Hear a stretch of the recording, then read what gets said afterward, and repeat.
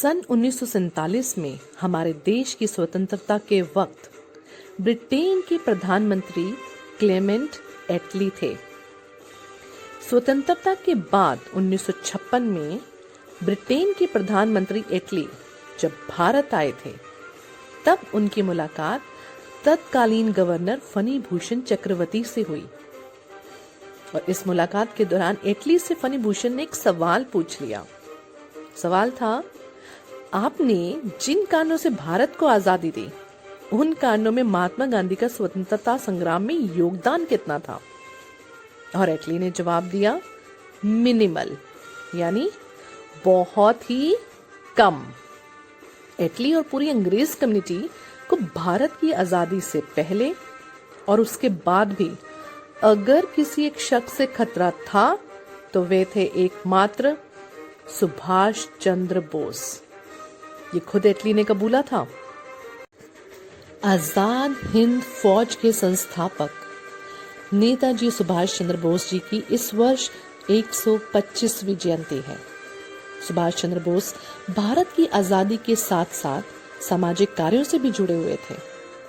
उन्होंने बंगाल की भयंकर बाढ़ में लोगों को भोजन, वस्त्र और सुरक्षित स्थानों पर पहुंचाने का साहसपूर्ण काम किया था।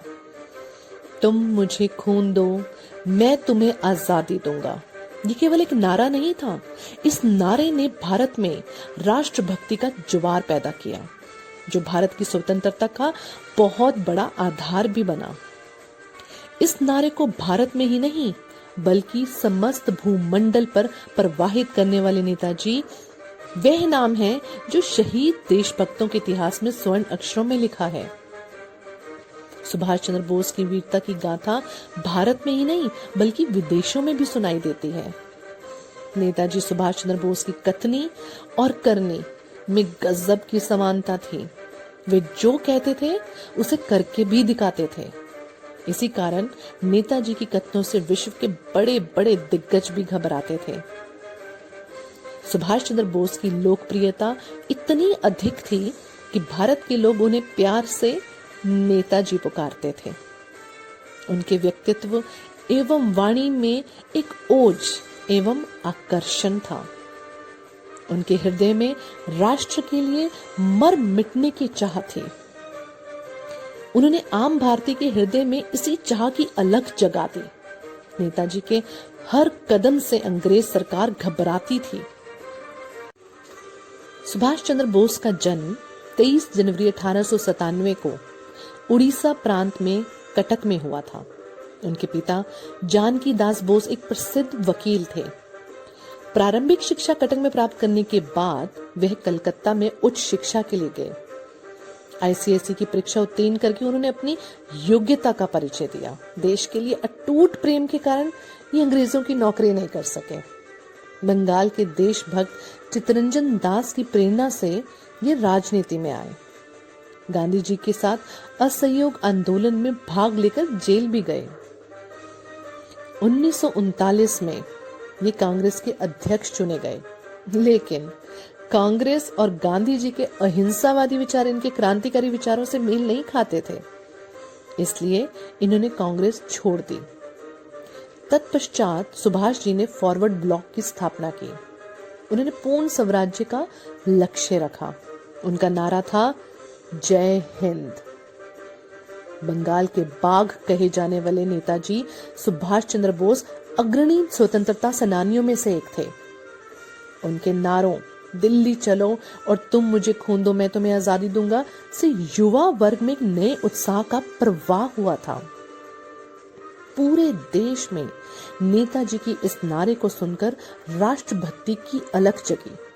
जो ये कहते हैं कि शांति और अहिंसा के रास्ते से भारत को आजादी मिली, उन्हें एक बार नेताजी के जीवन के चरित्र का अध्ययन करना चाहिए। नेताजी ने देश सेवा के लिए अपना मार्ग खुद चुना। बचपन से ही बोस के अंदर रिबेलियन एटीट्यूड था। वे कहीं भी अंग्रेजों को अत्याचार करते देखते तो उन्हें उन्हीं की ही भाषा में जवाब दे देते। गांधी जी और बोस में यही अंतर था कि गांधी जी आजादी अहिंसा के बल पर मांग रहे थे और बोस को साम दाम दंड भेद किसी भी तरह आजादी पानी थी। उन्हें सिर्फ रिजल्ट से मतलब था। उनकी इस क्रांतिकारी स्वभाव की वजह से अंग्रेजों ने उन्हें 11 बार जेल भेजा।